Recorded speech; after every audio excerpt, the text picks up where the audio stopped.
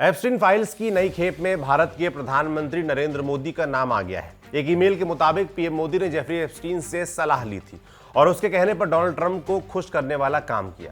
जैसे ही फाइल बाहर आई, विपक्ष ने इसको हाथों हाथ लपका। मामला इतना बढ़ा कि विदेश मंत्रालय को आनन फानन में प्रेस कॉन्फ्रेंस करनी पड़ी। सुनिए। हमने तथाकथित एप्स्टीन फाइल्स के एक ईमेल मैसेज की रिपोर्ट देखी है, जिसमें प्रधानमंत्री और उनके इजरायल यात्रा का जिक्र है। जुलाई 2017 में प्रधानमंत्री की इजरायल की आधिकारिक यात्रा के अलावा ईमेल में बाकी बातें एक दोषी अपराधी के बकवास से ज्यादा कुछ नहीं है। इन्हें उसी तिरस्कार से नजरअंदाज करना चाहिए जिसके वो लायक है। ये थे विदेश मंत्रालय के प्रवक्ता रणधीर जायसवाल। उनका कहना था कि ईमेल में लिखी बातें एक घोषित अपराधी की बकवास है, इसका उसी अंदाज से तिरस्कार करना चाहिए जिसके वो लायक है। लेकिन क्या इतने से मामला शांत हो जाएगा? अभी और किन सवालों के जवाब मिलने बाकी हैं और एप्स्टीन फाइल्स की नई खेप में क्या क्या मिला है? इस वीडियो में हम इन्हीं सवालों को एक्सप्लेन करेंगे। नमस्ते, मैं सौरभ त्रिपाठी हूं और आप देख रहे हैं न्यूज पिंच। हमने एप्स्टीन फाइल्स पर पहले भी कुछ वीडियो बनाए हैं। डिटेल में जानने की इच्छा हो तो आप वहां जाकर देख सकते हैं। यहां पर आपको बेसिक रिकैप करा देता हूं ताकि बाकी कहानी आसानी से समझ आ जाए। जेफरी एप्स्टीन न्यूयॉर्क में पैदा हुआ था। उसने अपने करियर की शुरुआत स्कूल टीचर के तौर पर की थी। वहां से वो वॉल स्ट्रीट पहुंचा। उसने अमीर लोगों के पैसे मैनेज किए, फिर अपनी कंपनी खोली। एप्स्टीन कनेक्शन बनाने में उस्ताद था। उसने अमीर और ताकतवर लोगों से दोस्ती की। इनमें चर्चित प्रोफेसरों, उद्योगपतियों, वैज्ञानिकों, राजनेताओं से लेकर प्रधानमंत्री और राष्ट्रपति तक शामिल थे। इस तरह एप्स्टीन ने अपना साम्राज्य खड़ा किया। एक थ्योरी ये भी चलती है कि वो ताकतवर लोगों को अपने आइलैंड की पार्टियों में बुलाता था, वहां उनकी आपत्तिजनक तस्वीरें और वीडियो खींचता था, फिर उनके जरिए उन लोगों को ब्लैकमेल करता था। एप्स्टीन का प्राइवेट आइलैंड मानव तस्करी, नाबालिग बच्चियों के यौन शोषण और यौन अपराधों का अड्डा था। 2005 में पहली बार उसकी शिकायत हुई। उसके खिलाफ पर्याप्त सबूत थे, इतने कि उसकी पूरी जिंदगी जेल में कटती, लेकिन सरकारी अधिकारियों ने उसको बचा लिया। एप्स्टीन 13 महीनों में जेल से छूटकर बाहर आ गया और पहले की तरह जिंदगी जीने लगा। लेकिन 2011 में पीड़ित महिलाओं ने उसके खिलाफ बोलना शुरू किया। इसके बावजूद एप्स्टीन खुलेआम घूमता रहा। फिर 2018 में कुछ अखबारों ने रिपोर्ट्स छापी। इसकी वजह से सरकार पर दबाव बढ़ने लगा। आखिरकार जुलाई 2019 में उसको गिरफ्तार कर लिया गया, लेकिन ट्रायल शुरू हुआ था उससे पहले एप्स्टीन ने जेल में अपनी जान ले ली। उसकी मौत एक रहस्य बनकर रह गई। भले ही एप्स्टीन मर गया था, लेकिन उसके गुनाहों के निशान बाकी थे। 2020 में उसकी पूर्व गर्लफ्रेंड गिजलिन मैक्सवेल को गिरफ्तार किया गया। वो बच्चियों के यौन शोषण में एप्स्टीन की मदद करती थी। 2022 में उसको 20 वर्ष की सजा सुनाई गई। मैक्सवेल इस वक्त जेल में बंद है, लेकिन इतने से मामला ठंडा नहीं हुआ। जेफरी एप्स्टीन के कुकर्म उसके और गिजलिन मैक्सवेल तक सीमित नहीं थे। इसमें वे लोग भी थे जो उसके कुकर्मों में भागीदार थे, जिन्होंने एप्स्टीन का सच जानते हुए भी उसके साथ दोस्ती रखी और जिन लोगों ने अंतिम समय तक एप्स्टीन को बचाने की कोशिश की थी। इसीलिए अमेरिका में उसके केस से जुड़ी सभी फाइलों को पब्लिक करने की मांग उठने लगी। फिर नवंबर 2025 में एक कानून पास हुआ और धीरे धीरे करके एप्स्टीन फाइल से पर्दा उठने लगा। 29 जनवरी को डिपार्टमेंट ऑफ जस्टिस ने 30 लाख से ज्यादा डॉक्यूमेंट्स और लगभग 2 लाख फोटो वीडियो पब्लिक किए हैं। यह एप्स्टीन केस में अब तक की सबसे बड़ी रिलीज है। इसमें क्या क्या जानकारियां बाहर आई हैं, कुछ बड़े खुलासे जान लीजिए।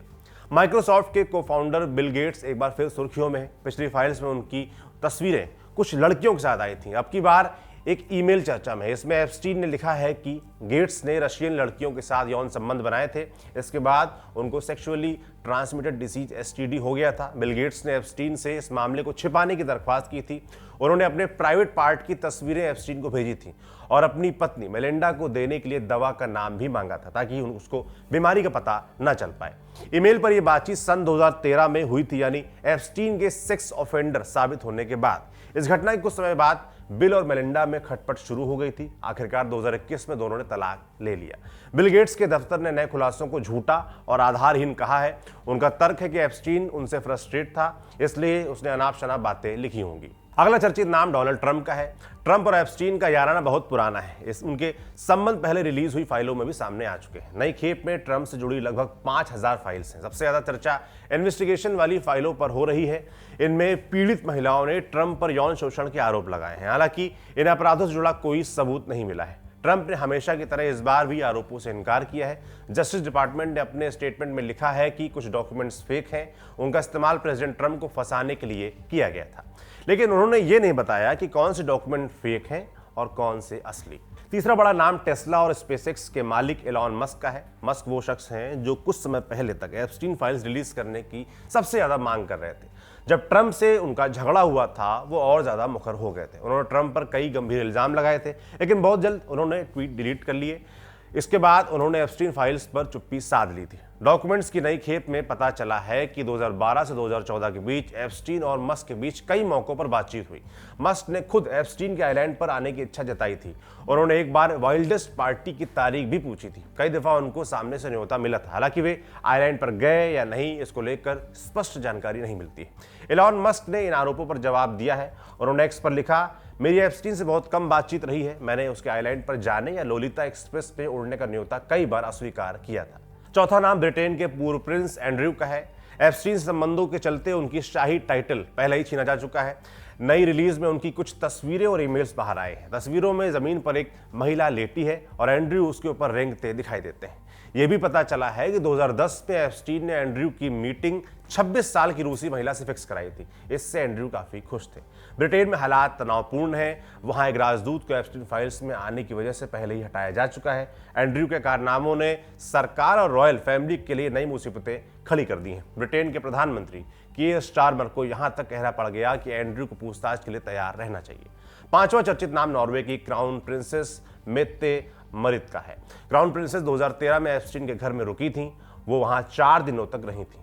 इस खुलासे पर क्राउन प्रिंसेस ने दुख जताया है। उन्होंने कहा है कि उन्हें एप्स्टीन का बैकग्राउंड चेक कर अच्छे से वहां पर जाना चाहिए था। छठा नाम अमेरिका के कॉमर्स सेक्रेटरी हावर्ड लुत्निक का है। लुत्निक को आपने टैरिफ पर भारत के खिलाफ बयान देते सुना होगा। उसने 2025 में कहा था कि एप्स्टीन से 2005 में सारे रिश्ते खत्म कर लिए थे, लेकिन नई फाइल्स कुछ और कहानी कहती हैं। इसमें पता चला है कि लुत्निक 2012 में एप्स्टीन के आइलैंड पर गया था। अब सबसे जरूरी सवाल की तरफ चलते हैं। क्या एप्स्टीन फाइल्स की नई खेप में प्रधानमंत्री मोदी का नाम है? हाँ, उनका नाम कई डॉक्यूमेंट्स में आया है। ज्यादा डॉक्यूमेंट्स में उनसे रिलेटेड अखबारी लेख हैं। सबसे ज्यादा हंगामा एक ईमेल को लेकर हो रहा है। इसमें एप्स्टीन कतर के किसी ताकतवर शख्स से बात कर रहा है। इसी ईमेल में उसने पीएम मोदी को लेकर एक लाइन लिखी है, भारतीय प्रधानमंत्री मोदी ने मेरी सलाह ली थी और अमेरिकी राष्ट्रपति के फायदे के लिए इजराइल में नाचा और गाया था। वे दोनों कुछ हफ्ते पहले मिले भी थे। ये काम कर गया। ईमेल की तारीख 6 जुलाई 2017 की है।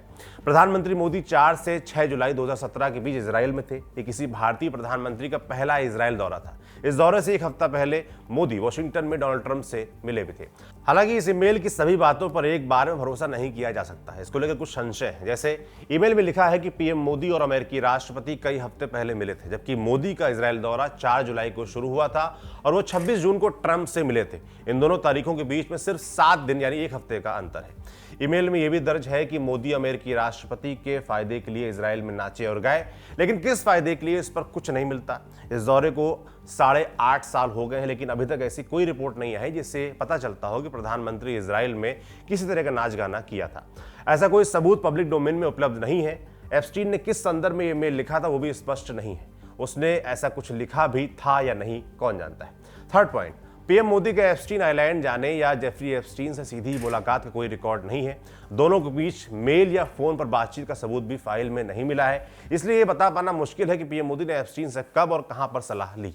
बहरहाल विदेश मंत्रालय ने एप्स्टीन फाइल्स को सिरे से खारिज कर दिया है, लेकिन कुछ सवालों के जवाब बाकी रह गए हैं। सरकार को उन पर भी पूरी स्पष्टता के साथ सामने आना चाहिए। पहला सवाल, क्या कभी प्रधानमंत्री मोदी या किसी भारतीय अधिकारी की जेफरी एप्स्टीन से मुलाकात हुई थी? अगर हां, तो इसका प्रायोजन क्या था? दूसरा सवाल, क्या भारत सरकार से जुड़े किसी व्यक्ति ने ऑफिशियल कैपेसिटी में एप्स्टीन से सलाह मांगी थी? अगर हां, तो किस विषय पर? तीसरा सवाल, क्या सरकार को जेफरी एप्स्टीन के नेटवर्क के बारे में पता था और क्या ऑफिशियल नेगोशिएशंस में कभी उसका इस्तेमाल किया गया? उम्मीद है कि सरकार हर आशंका का समाधान प्रूफ के साथ करेगी। यही सबके हित में होगा। इस वीडियो को यहीं पर समाप्त करते हैं। आपसे फिर मुलाकात होगी। मैं सौरभ त्रिपाठी हूं, कैमरे के पीछे सुधांशु हैं। शुक्रिया।